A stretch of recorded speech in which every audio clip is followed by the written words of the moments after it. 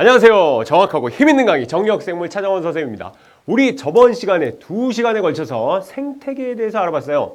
생물적인 요인과 비생물적인 요인이 있다고 그랬죠. 그리고 저번 시간에는 특별히 비생물적인 요인에 대해서 알아봤단 말이에요. 빛의 세기가 어떤 영향을 주는지, 빛의 파장이 어떤 영향을 주는지, 빛의 시간이 어떤 영향을 주는지, 등등등등, 온도, 물, 토양 뭐 이런 것들에 대해서 간단하게 한번 알아봤죠. 저번 시간에 비생물적 특징에 대해서 알아봤다면 요번 시간부터는 생물적인 특징에 대해서 알아볼 겁니다. 우리 앞부분에 대해서, 생물의 앞부분에 대해서 이렇게 쭉 얘기를 했을 때 결국은 세포가 모여서 물질 대사하고 쪼쪼쪼쪼 해서 누가 돼야 되냐면 개체가 돼야 된다는 거죠. 그래서 개체가 어떻게 해서 살아갈 것이냐 이것에 대해서 얘기했죠. 얘네들이 하나하나가 생물이잖아요. 얘네가 모인 걸 뭐라 그럴까요? 여러 사람이 모였어. 이렇게 하나가 한 종이 모인 거, 사람 종이라는 게 하나가 모인 거. 그 원숭이라는 게 하나가 있는데, 하나의 개체가 있는데, 원숭이들이 똑같은 원숭이들이 다 모인 거, 한 종이 모인 거. 바퀴벌레가 있는데 바퀴벌레가 이렇게 계속 되게 많이 똑같이 하나의 바퀴벌레가 모인 거. 생각만 해도 그렇네. 예. 하여튼 그런 똑같은 종들이, 똑같은 개체들이 계속 모인 걸 우리는 뭐라고 그러냐면 개체가 모여서 개체군이 된다고 얘기합니다. 개체의 무리다 이거죠. 개체의 무리. 개체의 무리가 모여서 뭐가 되냐면 사람 개체가 있겠지. 지금 여기 스튜디오에도 아마 사람 개체가 PD님하고 나하고 이렇게 사람 개체가 있고 너도 있겠네. 그리고 사람 개체가 있겠고 그리고 또 뭐가 있겠어.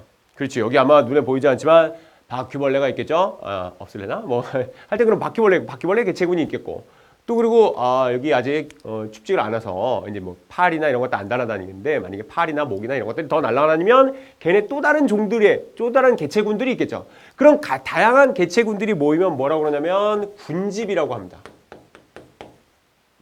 그러니까 저번 시간에 말했던 생물의 생산자, 소비자, 분해자가 있습니다 라고 얘기하는 건 바로 군집 수준에서 얘기하는 거죠. 생산자에도 광합성을 나타내는 뭐 식물들부터 시작해서 여러 가지 있는 것들, 그런 것들이 군집이란 말이죠. 오늘 이 시간에는 뭐에 대해서 가장 더 중점적으로 알아볼 거냐면 바로 개체군에 대해서 알아볼 겁니다. 개체군에 대해서 한번 알아보도록 할게요. 개체군에 아까도 말했지만 하나의 종이 모인 거라고 했습니다. 개체군이라는 건 똑같은 종이 모인 것이다. 개체군이 어떻게 자라나 한번 알아볼게. 어떻게 한번 자라나 개체군의 밀도를 한번 알아볼게요. 개체군의 밀도. 개체군의 밀도라는 건 뭐 별거 아니고 얘네들이 자라는 면적, 전체 면적이 있겠죠. 서식지 면적이 있겠지. 전체 면적분에 걔네가 살고 있는 개체수 이렇게 따지면 되겠죠. 그게 밀도예요. 예를 들면 사람이 살고 있는 사람종, 사람 개체군 하나의 밀도 이런 걸 인구 밀도라고 그러는 거죠. 인구 밀도라는 걸 어떻게 재겠어? 우리 한국의 인구 밀도. 전체 한국의 면적이 있겠죠. 전체 한국의 면적분의 사람의 개체수. 이게 바로 인구 밀도죠. 우리나라는 어때? 인구 밀도가 좀 높은 편이에요? 낮은 편이에요? 매우 높은 편이죠. 그 중에서도 어디가 제일 높아요? 서울이 뭐 최고 높죠.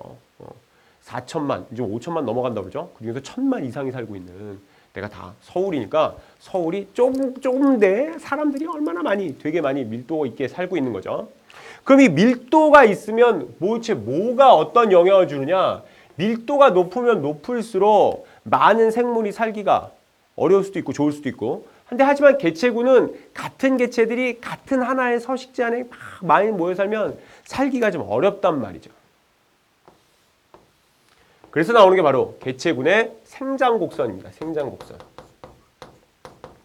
개체군이 어떻게 해서 생장하는가? 이거는 개체가 생장하는 게 아니라 개체군의 생장곡선이야. 개체 무리가 생장을 하는 거니까 개체 무리가 어떻게 생장을 하는 거야? 하나가 2개가 되고 2개가 4개가 되고 4개가 8개가 되고 이렇게 하면 개체군이 성장하는 거죠. 개체군이 성장하는 거잖아. 개체가 하나가 자라서 하나가 태어나서 걔네가 점점 자라는 건 생장 성장이고요. 그거 말고 개체군이 자라는 거. 그러면은 이쪽은 시간이 되겠고 시간에 따라서 시간이 점점 가면서 한 명의 개체가 욱 해서 또 하나 차정원이 2마리가 되는 거죠. 차정원 개체군이 늘어났어요. 2배로. 또 차정원이 쭉 해서 또 해서 차정원이 4, 6, 8 뭐 이렇게 하고 계속 늘어나겠죠. 그러니까 여기는 개체수 이렇게 되겠죠. 그러면 이론적으로는 한 마리가 2마리가 되고 2마리가 4마리가 되고 4마리가 8마리가 되고 8마리가 16마리가 되고 이렇게 등등등등 늘어날 거예요. 이론적으로는. 우리가 계속 날 수 있겠죠. 이론적으로는 쭉쭉쭉쭉쭉쭉쭉쭉쭉쭉쭉 기하급수지 기하급수. 이런 J자 곡선을 이루는 게 이론적인 생장 곡선입니다. 개체구는 원래 이렇게 벙벙벙벙벙 해서 엄청나게 커질 거고 그렇게 해서 결국엔 전 지구를 다 덮어버릴 거예요. 그렇죠. 근데 실제적으로 이렇게 되나? 안 된단 말이지. 이렇게 안 커. 왜 안 크냐? 이렇게 안 크고요. 개체군의 실제로는 이렇게 크죠. 이게 실제적 곡선입니다. 실제적 그 개체군의 생장 곡선이에요. 왜 이렇게 크냔 말이지. 그 서식지가 포함하고 있는 한계할 수 있는 수용 능력의 최대가 있죠. 한계할 수 있는 수용 능력의 최대가 있어요. 그 이상은 실제적으로 잘 못 자란단 말이죠. 못 산단 말이야. 어떤 세균을 하나 키워보자. 세균을 하나 키워보면 요만한 데서 세균을 키우면 여기 세균을 다 키우고 나면 점점 자라서 처음에는 막 무부부부 크겠지만 점점 걔네들이 노폐물도 많이, 응가도 많이 쌀 거고. 그리고 걔네들이 점점 한 마리가 되고 두 마리가 되고 세 마리, 네 마리 계속 많아지면 한 마리가 차지해야 되는, 살아야 되는 그런 면적이 있잖아요. 그럼 면적이 점점 줄어들 거 아니에요. 이런 거지. 나 혼자 살 때는 내가 여기를 다 썼어. 근데 내 동생이 태어났어. 동생이 태어나서 같은 방에 살았는데. 그러면 반으로 나눠야 될 거 아닌가. 그럼 내가 쓸 수 있는 면적이 반으로 줄잖아요. 두 명의 동생이 더 늘었어. 그럼 4등분을 해야지. 점점 줄어들 거잖아. 이렇게 실제로는 서식지 감소. 그렇죠. 그리고 먹이 부족. 옛날엔 나 혼자 다 먹었어도 됐는데 점점점 개체군들이 많아지니까 나눠 먹어야 된단 말이죠. 여기서 개체군이다. 개체군이기 때문에 사람이면 사람 개체군, 사람 하나 더 있는 거죠. 그럼 사람이 먹는 것 얘도 똑같이 먹는 거지. 먹을 거 갖고 싸워야 되고. 자는데 나 아무 데나 안 잔단 말이야. 나 욕 깔고 자거나 꼭 침대 위에 자야 돼. 그럼 얘도 그럴 거 아니야. 그러면 서식지 놓고 또 계속 싸우게 되는 거죠. 서식지 감소, 먹이 부족. 또 하나는 노폐물 증가.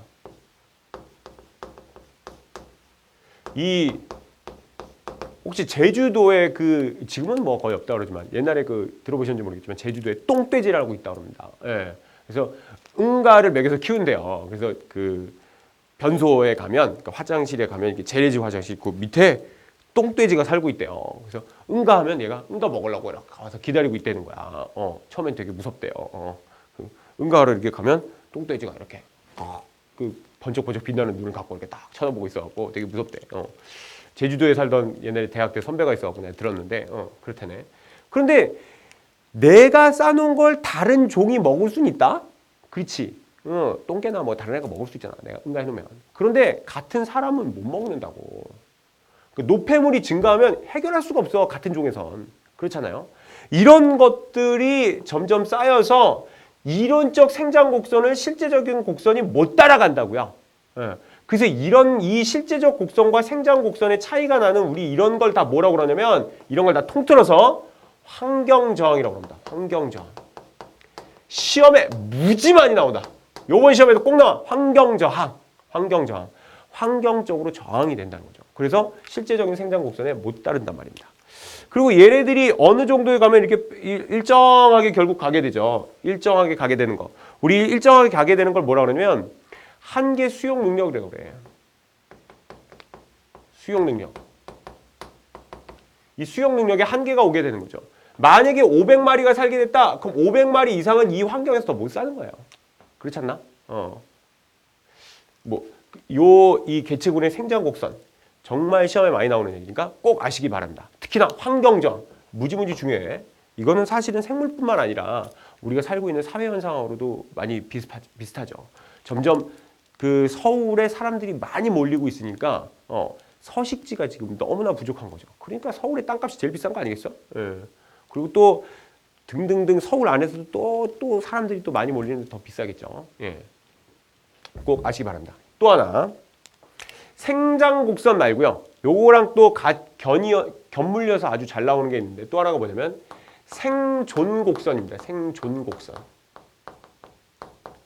개체군이 어떻게 해서 생존하고 사느냐 이거죠. 개체군이 어떻게 해서 생존하고 사느냐. 이쪽은 똑같이 개체수입니다. 개체수고요. 이쪽은 시간이죠. 똑같이. 시간인데 그냥 시간이 아니고 시간이 되면 이게 생존 곡선이니까 어느 정도 시간이 되면 죽어버릴 거란 말입니다.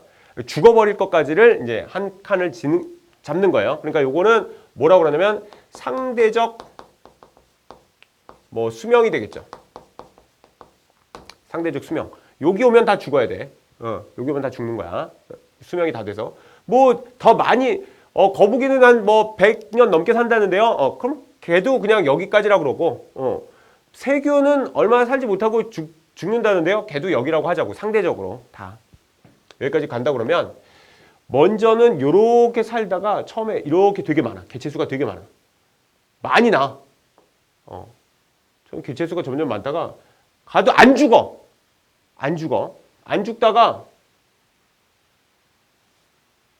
죽을 때가 되면 한꺼번에 훅 죽는 거죠. 요런 걸 우리는 뭐라 그러면 일형이라고 그러는데 일형에 해당되는 게 바로 사람입니다. 그래서 사람형이라고 많이 해요.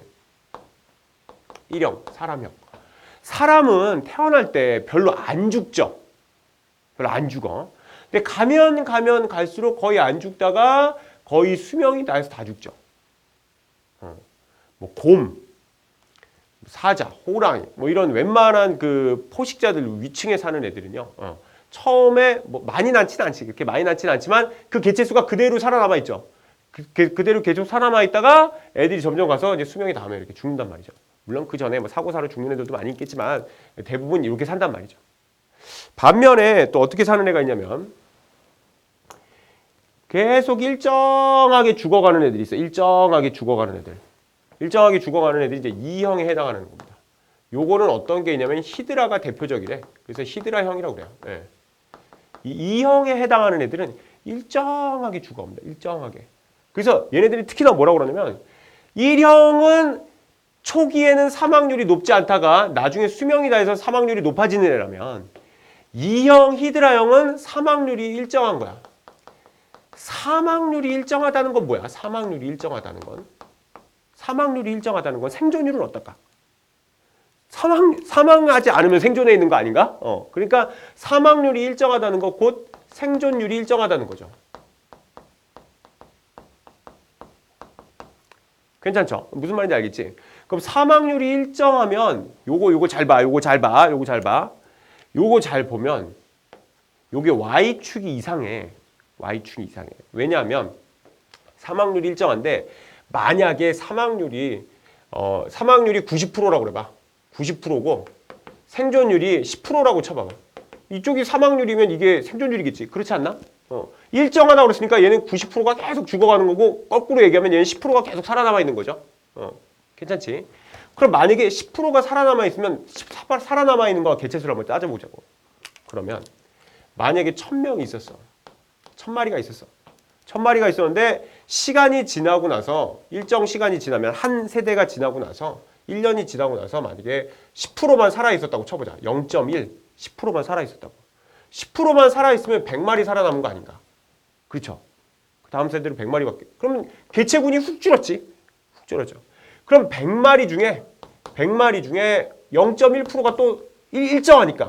생존율과 사망률이 일정하니까. 그 다음에 또 0.1%만 살아남았다. 꼭 90%는 죽었다는 얘기지. 그러면은 10마리만 살아남을 거 아닙니까? 또 10마리가 살아남았는데 그 다음 세대에 또 10%만 살아남았다. 한 마리만 살아남겠지. 괜찮나? 그래서 어떻게 되냐면 일로 봐. 여기 Y축이 그 책에도 나와 있지만 여기가 산술 그래프가 아니야. 다시 말하면 여기 없죠. 여기. 요쪽이 아까 한계 수용 능력이 500명이라고 그랬으면 여기가 100명, 200명, 300명, 400명, 500명 이렇게 해서 되게 Y축이 이렇게 돼 있단 말이죠. 근데 여기는 안 그래. 여기는 안 그렇고 이 생존 곡선 그래프는 여기가 1000명이면 일률적으로 내려가야 되잖아.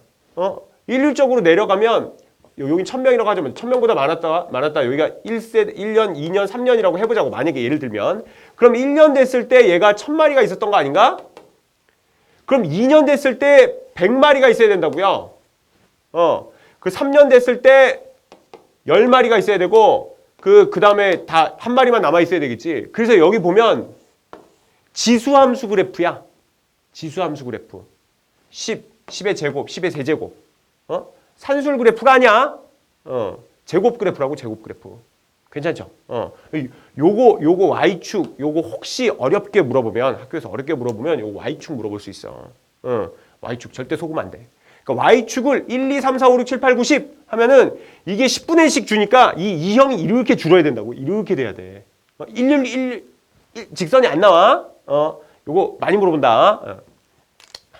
요게 바로 2형 히드라형. 세 번째는 여기서 이렇게 되는 게 있어요. 이렇게 되는 거. 처음에 많이 났는데 많이 난 애들이 다 죽어버려. 다 죽고 몇 마리만 살아남는데 걔가 이렇게 일률적으로 가는 거죠. 이런 것들은 삼형이라고 그러는데 삼형의 대표적인 건 굴입니다. 굴. 그래서 굴형이라고 그래요. 굴 먹어봤죠? 오이스터? 굴.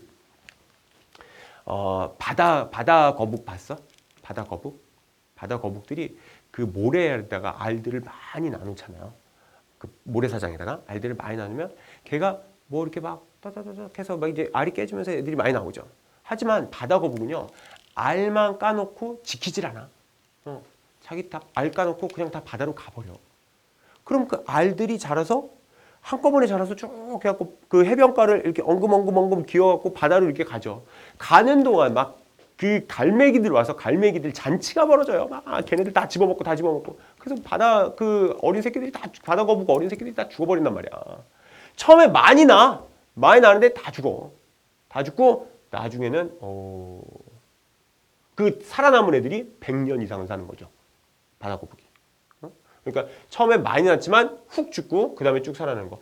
요런 그 생존 곡선을 보여주는 애들도 있다는 거죠. 그러니까 개체군이 어떤 개체군이냐에 따라서 크게 세 가지 생존 곡선을 이렇게 보여준단 말이죠.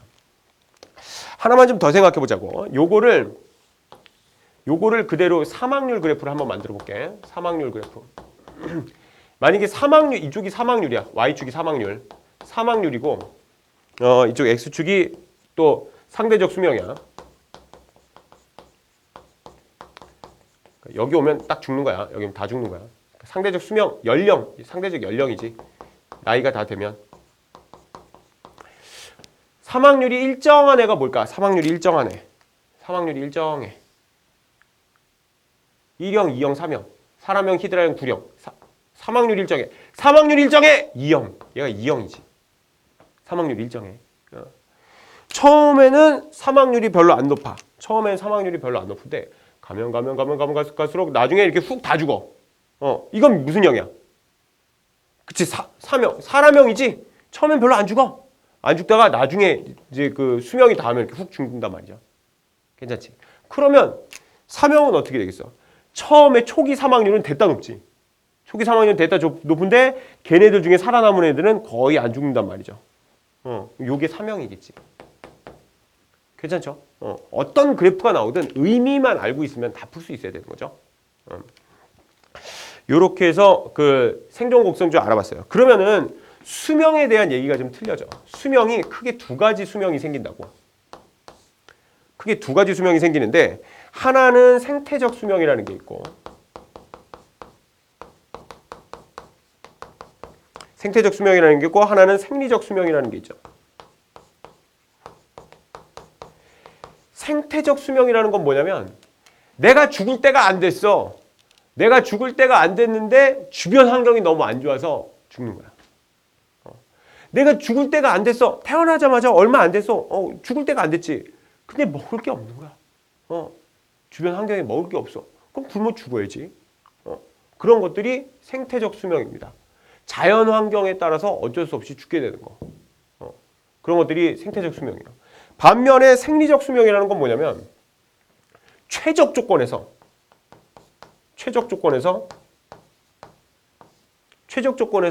자기 몸의 생리작용이 다 할 때까지 살다가 더 이상 생리작용이 다 했다 그래갖고 결국엔 모든 것들을 쓸 만큼 다 쓰고 그런 것들이 하나둘씩 고장나서 죽게 되는 거. 그게 바로 생리적 수명입니다.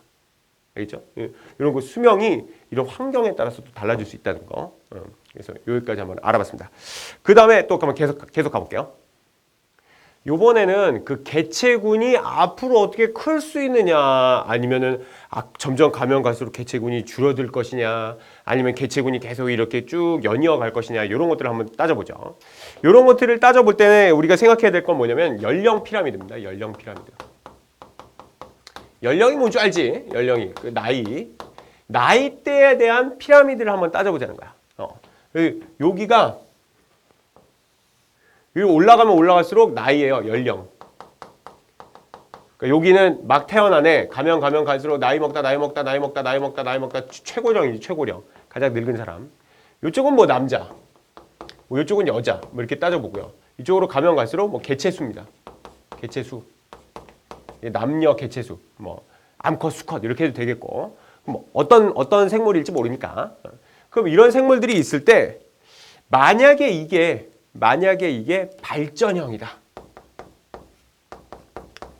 발전형이라면 애들이 이렇게 돼.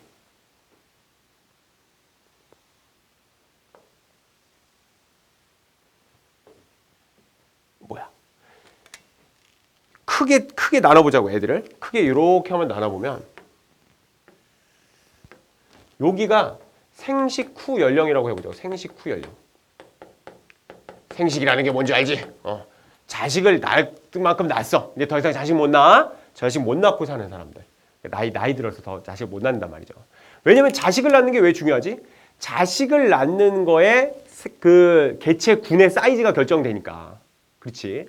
그러면 얘는 생식 후 연령은 뭐 어차피 다 나이 들면 죽을 수밖에 없지. 점점 가면 갈수록 개체수가 점점 줄어들어서 나중에 0 될 거야. 개체수가 0 될 거라고. 죽겠지. 남자든 여자든. 그런데 여기는 생식 연령이야. 생식이 가능한 연령. 요 밑에는 생식 전 연령이지. 생식 전 연령. 아직 애 낳으면 안 돼. 그 연령. 그럼 이런 개체군은 앞으로 발전할 수 있는 가능성이 많아. 그러니까 개체군이 점점 커져갈 가능성이 많다고요. 발전형이지. 왜? 생식전 연령이 많으니까. 생식전 연령이 점점 많으니까 얘네들이 시간이 가면 갈수록 이렇게 올라와서 생식 연령이 돼서 애들을 밑에를 더 많이 낳을 거 아닌가. 자기 사이즈보다 더 많이 낳을 거잖아요. 시간이 지나면 얘네들이 나이가 올라가서. 그럼 얘네들은 발전형이다. 이렇게 얘기하는 거죠. 괜찮지? 반면에 어차피 뭐 애들은 뭐 나이 들면 죽어. 나이 들면 죽는데 이렇게 된다고 쳐보자. 이렇게 되는 그 개체군이 있다고 치면 이런 개체군은 이제 뭐에 해당되는 거냐면 어떻게 써? 생식 전 연령이나 생식 연령이나 그렇게 별 차이가 없다. 이런 것들은 우리는 안정형이라고 그러는 거죠. 안정형. 그냥 이 개체군의 크기는 계속 똑같이 유지될 거야. 얘네들이 자식을 낳는데 요만큼 낳은 거고 얘네들이 또 이렇게 올라가면 또 비슷하게 또 낳으면 이렇게 계속 이 다음 세대가 올라와도 비슷한 사이즈가 되겠죠. 그건 문제 없지. 근데 점점 요즘 문제가 되는 건 여기 하나만 더 그려보자. 점점 문제가 되는 건 뭐냐면요. 점점 문제가 되는 건 어차피 이제 나이 들면 죽을 건데 이렇게 해서 지금 생식 연령도 조금 문제가 있는데 지금 생식 연령도 문제가 있는데 가면 갈수록 생식 전 연령대가 줄어든 거야. 생식 전 연령대가 줄어든 거죠. 요게 이제 문제죠. 이런 것들을 우리는 뭐라고 하냐면 쇠퇴형이라고 합니다. 쇠퇴형. 지금 우리나라의 큰 문제죠. 쇠퇴형. 생식 전 연령이 너무 적은 거죠. 그래서 지금 얘네들이 이제 나중에 치고 올라오면요. 얘네들이 생식 연령이 됐을 때는 지금 이 생식 연령대가 요만큼밖에 못 낳는 어떤 이유가 있을 거란 말이죠. 그럼 얘네들이 이렇게 올라갔을 땐 개체수가 훅 줄어들 수밖에 없는 거죠. 우리가 평균적으로 그 한 사람이 만약에 뭐 두 사람이 돼야지 자식을 낳지만 한 사람이 평균적으로 뭐 예를 들면 1.5명씩을 낳는다고 칩시다. 1.5명씩을 낳는데 또 뭐 사고나 이런 걸로 또 죽어가는 사람들이 있을 거 아닙니까? 사망률이 있고 그러니까 출생률이 있고 사망률이 있을 거잖아. 출생률과 사망률이 이렇게 출생률이 사망률을 항상 앞지르고 있어야 되는데 출생률이 훅훅훅 떨어지면 그 개체수는 점점점 줄어들 수밖에 없는 거죠. 그렇게 우리나라가 지금 현재 쇠퇴형이기 때문에 큰 문제가 있다는 겁니다. 우리나라가 뭐가 나옵니까? 자원이. 뭐 커피 한 그루 나무가 크니 우리 커피 그렇게 먹는데 커피 한 그루가 안 크고 석유가 있나? 뭘 석탄 지금 연탄 잘 떼지도 않고 뭐그 자원이라고 그럴 게 없지. 자원이라고 그럴 게. 자원이라고 할 건 오직 사람입니다. 김연아, 뭐 박찬호, 뭐 등등, 뭐 박지성, 뭐 축구면 축구, 뭐 골프면 골프. 사람들이 뛰어난데 사람 수가 점점 줄어들고 있는 거죠. 이게 참 큰일입니다. 그래서 연령 피라미드. 특히나 요거 선생님 왜 따로 했냐면 요게 한국 사회랑 지금 많기 때문에 요거 학교에서도 잘 물어볼 수 있다는 거죠. 요거 좀 더 잘 기억하셨으면 좋겠어요. 그 다음에 개체의 주기적 변동이 있습니다. 개체의 주기적 변동.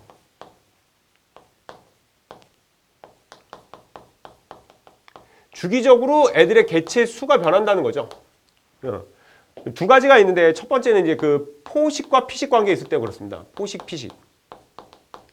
그러니까 이거는 개체군 하나를 얘기하는 게 아니라 이 하나를 먹는 또는 이 하나를 먹는 또 다른 개체군을 또 생각해야 되겠고 얘가 먹히는 또 다른 개체군. 그러니까 개체군이 서로 연결되는 걸 여기서부터 생각할 수밖에 없죠. 약간 군집스럽지만 그래도. 그럼 이제 포식과 피식대를 따지면 거기 여러분 그 책에 그래프가 나와 있죠. 그래프가 그 연도별로 이렇게 나와 있을 거야. 근데 대개 여기가 10년 주기로 보면 10년 주기로 눈신토끼하고 토끼가 있어. 이 눈신토끼를 잡아먹는 스라소니가 있었죠. 스라소니. 약간 여우 늑대 같이 생긴 애가 있어. 스라소니. 이렇게 있단 말이죠. 그래서 눈신토끼하고 스라소니의 전체 그 개체수를 따져봤어요. 야, 생각해봐. 야, 이 전체 개체수를 어떻게 따져봤겠냐. 그 보면 거의 100년을 추적했는데 어떻게 100년을 추적해요. 어느 과학자가 100년 동안 연구한 과학자가 누가 있대. 예, 그런 과학자가 없잖아. 이거 되게 똑똑하죠. 이거 어떻게 하냐면 스라소니 가죽과 눈신 토끼 가죽을 그 토끼털로 옷에 입었단 말이야. 또 스라소니 가죽도 갖고도 또 옷에 입었대요. 그래갖고 1900년대 총가 그래서 어느 과학자가 그 옷감 들어오는 것에 대해서 그 토끼털 옷감하고 스라소니 그 옷감 그 털옷 갖고 전체 개체수를 추정한 거예요. 전체 개체수를 쫙 연도마다 추정한 거지. 그러니까 그 털옷을 계속 이렇게 그 사고 팔았던 사람들은 100년 동안의 그런 어떤 장부를 갖고 있었단 말이죠. 그 장부를 갖고 이걸 추적을 했대요. 추적을 했더니 거기 보면 개체수가 많이 사는 애가 있고 조금 사는 애가 있죠. 그 그래프 보면 많이 사는 애가 눈신토끼개니 스라소니개니 먹히는 애가 많겠어? 먹는 애가 많겠어? 당연하지. 이거 당연하지. 먹히는 애가 많겠지. 먹히는 애가. 그러면 되게 먹히는 애가 먼저 일어나면 먼저 개체수가 많아지면 이 먹히는 것 때문에 개체수가 많아지니까 누가 증가하겠어? 그치, 스라소니가 증가하겠지. 그러니까 이게 눈신토끼가 먼저 증가하고 그 다음에 스라소니가 증가하겠죠. 그리고 눈신토끼 얘네가 이제 점점 증가하니까 눈신토끼가 먹혀서 이제 없어질 거 아닌가? 뭐 없어지면 그 다음에 아유 이거 없어졌구나. 그러면은 스라소니도 없어지겠지. 그러다가 또 얘가 없어지니까 또 눈신토끼가 또 쭉쭉쭉 살겠죠. 눈신토끼가 쭉쭉 사니까 또 그 다음에 또 스라소니가 이렇게 살겠지. 얘네 잡아먹고. 이런 개체군의 주기적 변동을 약 10년마다 해오더라는 거죠. 그래서 꼭 그래프가 일치하지 않지만 그 그래프를 이렇게 가만히 보면 눈신토끼와 스라소니가 먹히는 애가 좀 먼저 자라고 그 다음에 먹는 애가 자라고 그리고 그 먹히는 애가 좀 줄어들면 먹는 애가 또 줄어들고 이렇게 또 왔다 갔다 한단 말이죠. 그러면서 포식과 피식 관계에서 주기적으로 10년 주기마다 이렇게 되더라는 거지. 결국 이건 뭘 알 수 있냐면 결국 10년 주기마다 왔다 갔다 하면서 전체 이건 개체수겠지 당연히 전체에 있는 개체수가 어느 정도는 일정하게 가더라는 거지. 애들이 둘 다 생태계의 평형이 계속 유지되면서 가더라는 거야. 좀 많기도 하고 좀 적기도 하지만 이렇게 쭉 개체군의 주기적 변동이었습니다. 두 번째는요. 계절적 변동이 있어. 계절에 따라서 여기 보면 이거는 바다를 예를 든 거예요. 바다를 예를 들어서 바다에는 누가 먼저 커야 될까? 바다에 식물이 많이 커야 될까? 물론 식물도 많이 커야 되겠지만 그거를 다 먹여 살려주는 건요. 식물성 플랑크톤이에요. 식물성 플랑크톤이 햇빛을 받아서 광합성을 쫙 해서 애들이 개체수가 쭉 증가하면 걔네들을 먹는 동물성 플랑크톤, 동물성 플랑크톤을 먹는 작은 물고기, 작은 물고기를 먹는 큰 물고기, 큰 물고기를 먹는 더 큰 물고기, 더 큰 물고기를 먹는 상어, 뭐 고래, 뭐 이런 것들이 있겠죠. 고래, 범고래나 좀 먹겠다. 긴 수염 고래는 뭐 크릴 새우인가 이런 거 먹는다 그러죠. 여하튼간에 크다고 바로 작은 걸 먹는 건 아니죠. 여하튼 그런 걸 한번 봤을 때 돌말 거기 돌말이 나와 있죠. 그러니까 그 걔가 식물성 플랑크톤의 대표적으로 이제 해놓은 거야. 식물성 플랑크톤이 많이 자란다는 얘기는 거기에 그 개체 그 다양한 또 다른 개체들이 잘 자랄 수 있겠죠. 돌말을 한번 보면 이게 뭐 겨울, 봄, 여름, 가을 이렇게 한번 볼게요. 이렇게 보면 시간이 가면 갈수록 햇빛 양이 쭉 이렇게 될 겁니다. 그리고 햇빛에 따라서 바다의 수온이 이건 빛의 양. 그리고 이 빛의 양에 따라서 수온이 어떻게 돼서 수온이 이렇게 있다가 수온이 자란다. 빛이 많이 들어온다. 그러면 수온 들어갔다가 증가했다가 이렇게 같이 이렇게 되겠지. 수온 바다에 빛 비치면 따뜻해질 거 아닌가. 수온 이렇게 되겠죠. 그러면 우리가 한번 이렇게 잠깐 나눠보면 여기가 가장 많은 데가 어디겠어? 가장 많은 데가 여름이겠지. 여름. 여름이다. 여기가 여름이고 그 다음에 여름 다음에 어디겠어? 가을이겠지. 가을이다. 그 전엔 봄이겠지. 그 전엔 겨울이겠죠. 그래서 4계절이 이렇게 지나가겠죠. 4계절이 이렇게 지나가면 돌말도 식물성 플랑크톤이니까 애들이 잘 자라려면 광합성을 많이 해야 된단 말이죠. 광합성을 많이 하려면 얘네들이 먹는 무기물들이 많아야 돼. 빛도 중요하지만 무기물들이 많아야 되죠. 그럼 그 무기물들을 우리는 통틀어서 영양염류라고 합니다. 그런 무기염류를 통틀어서 영양염류. 영양염류가 겨울엔 되게 많아. 왜 영양염류가 되게 많냐면요. 돌말들이 겨울에 못 살기 때문입니다. 돌말이 겨울에 못 살아. 얘는 돌말. 왜 겨울에 못 살지? 추우니까. 그리고 광합성 하려고 그러는데 빛도 적고. 그리고 온도도 춥고. 뭐 어떻게 해? 할 수가 없지. 얘도 광합성 할 때 다 효소고 온도에 영향을 받는데 온도가 이렇게 적으니 어떻게 해? 빛도 없고. 겨울이라고 빛도 짧고. 어쩔 수가 없죠. 돌말이 이렇게 못 자라니까 영양염류는 계속 쌓여요. 영양염류가 이렇게 많이 있다가 영양염류가 돌말들이 영양염류 점점 많죠. 그리고 빛이 점점 많아지고 점점 따뜻해지니까 이거 봐라. 여기서 이렇게 폭발적으로 증식하게 돼. 먹을 거 많지. 빛 많이 들어왔지. 점점 따뜻해졌지. 그러니까 얘네들이 폭발적으로 증식하는 거야. 그러니까 얘네가 증식하면 어떻게 돼? 얘네가 증식하면 영양염류가 갑자기 훅 주는 거예요. 그렇지. 영양염류가 훅 줄어. 영양염류가 주니까 어떻게 돼? 영양염류가 주니까. 아이고 어떻게 해? 어쩔 수가 없지. 영양염류가 주니까. 그러다가 얘네가 줄어드니까 이 영양염류가 나중에 여름 끝자락에서 한번 이렇게 싹 올라가. 얘네가 줄어들어서 쌓였던 게 한번 이렇게 쑥 올라가죠. 그러면 영양염류가 딱 올라가니까 아직 빛이나 수온 너무나 좋잖아. 너무나 좋으니까 얘가 돌말이 와우 이렇게 마지막으로 한번 더 이렇게 했다가 그 다음에 영양염류가 갑자기 이렇게 훅 줄죠. 훅 줄면 빛도 줄고 수온도 줄고 어쩔 수가 없지. 돌말 바닥을 기게 되고요. 돌말이 바닥을 기게 되니까 영양염류는 나중에 이게 점점점 올라가게 됩니다. 점점점 올라가게 돼서 이제 최고로 또 올라가게 되죠. 겨울에. 그래서 또 이렇게 돼요. 그래서 겨울, 봄, 여름, 가을 이렇게 해서 계속 순차적으로 돕니다. 그럼 물고기는 뭐 4계절 잡히겠지만 어느 때 더 잘 잡히겠어? 물고기가. 어느 때? 그렇지. 뭐 이럴 때 가장 많이 잘 잡히겠지. 돌말이 많으니까 거기 더 많이 모일 거 아닌가? 그리고 요때 조금 더 잘 잡히겠죠. 이렇게 해서 더 잘 잡힐 겁니다. 이렇게 해서 계절적으로 이런 돌말이라는 개체군이 이렇게 주기적 변동을 하면서 1년, 2년, 3년 이렇게 살더라는 거죠. 예, 주기적 변동에 대해서 한번 알아봤습니다. 마지막으로는 개체군 내 상호작용이 있어요. 개체군 내 상호작용. 개체군끼리는 어떻게 하고 사냐 이거야. 개체군끼리는 어떤 하나의 무리를 지어 살잖아요. 하나의 무리를 지어 살면 거기서 어떤 독특한 그런 행동 방식이 나오게 됩니다. 그렇죠? 대표적으로는 뭐냐면 첫 번째는 텃세를 부리고 사는 애들이 있어. 텃세.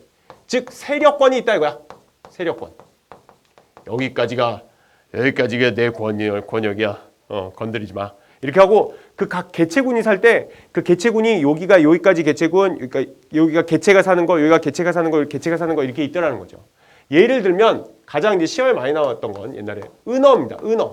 은어라는 바다, 그러니까 은어라는 그 강물에 물고기가 있는데 얘가 이렇게 강물이 이렇게 있으면 얘가 여기까지 요렇게 뭐 요렇게 그래서 은어가 이렇게 놀 때 꼭 얘는 여기에만 놀아. 다른 은어는 여기에만 놀고 다른 은어는 여기에만 놀고 여기에만. 각각의 영역이 있는 거죠. 영역이 있어서 범접치 못하게 했습니다. 물론 공동 경비구역도 있어. 공동 경비구역, JSA 공동 경비구역을 알고 있나 니네가? 그래서 여기는 뭐 다른 애들도 좀 이렇게 올 수 있지만 대부분은 자기 텃세 세력권이 있다는 거죠. 뭐 이런 것도 있고 까치도 유명하지. 까치가 반가운 손님이 오면 울어대는 까치. 그 까치는요. 그 세력권과 텃세가 무지무지 센 애입니다. 반가운 손님이 온다는 거는 낯선 애가 온다는 거고요. 낯선 애가 자기 영역에 들어왔다는 거야. 그럼 깍깍깍깍깍 울어대는 거라고요. 그래서 걔가 멀리 이렇게 날아다니고 자기 그 영역이 있으니까 좀 뭔가 다른 애가 온다. 그럼 벌써부터 와서 깍깍깍깍 해갖고 걔를 쫓아내려고 하는 거야. 그거를 사람이 보고 반가운 손님이 오나 보다. 왜 반가워? 오랜만에 오니까. 걔가 빗쟁이일지라도 오랜만에 오니까. 그래서 그 까치들이 서로도 막 계속 싸워요. 내 영역이야, 자기 영역이야. 막 이렇게 싸우죠.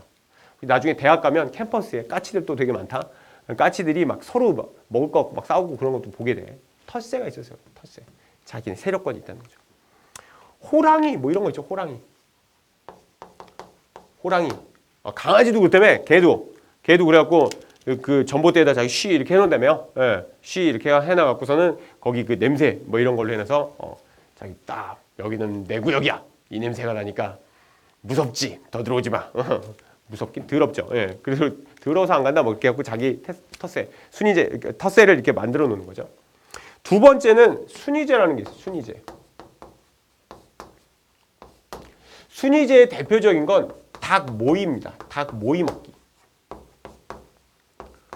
이게 닭들을요, 큰 닭장 안에 이렇게 닭들을 여러 개를 이렇게 키워보면 닭 모이를 이렇게 쫙 주잖아요. 그러면 저기 위에 있던 닭이 푸치칙 내려가고 딱 먹습니다. 딱 먹고 다시 푸치칙 하고 올라가요. 먹을 만큼 먹고 딱 올라가면 그 다음 애가 또 먹고 그 다음 먹고 나중에는 제일 힘없는 애가 와서 남은 거 이렇게 먹고 순서가 있다는 거야. 순이제. 그렇게 해서 개체군 그 닭이라는 닭개체군의 안에서 그 개체군 안에서도 걔네들이 그런 식으로 살아가더라는 거지. 순이제. 그러니까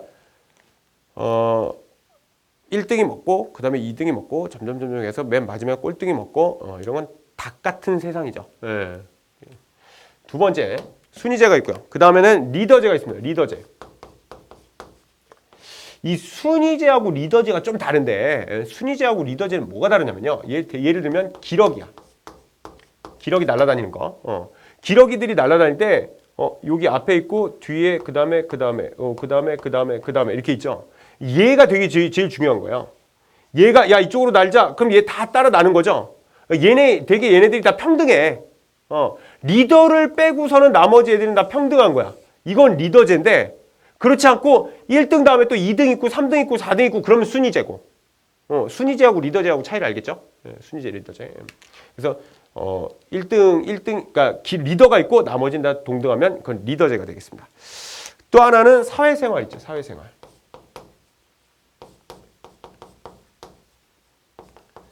사회생활인데요. 사회생활이라는 건 뭐냐면 이제 꿀벌,